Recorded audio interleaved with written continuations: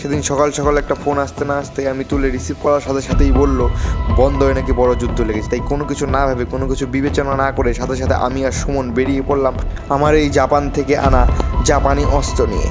যেতে না যেতে এই জাপানি অস্ত্রতে ভরে নিলাম কিছু রাসায়নিক ও কিছু গোলাগুলির পদার্থ।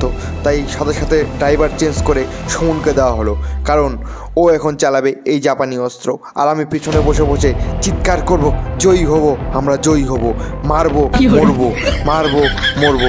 তাই কোনো কিছু ভাবতে না ভাবতে আবার চলে যাচ্ছিলাম বন্দরের দিকে। বন্দরে যাওয়ার পথে রাস্তাঘাটে দেখা যাচ্ছিল প্রচণ্ড দানব জন্তু জানোয়ার, আর রাস্তার পাশে ছিল বড় বড় চীনা অস্ত্র, যেখানে ছিল চীনা বারুদ, চীনা পাত।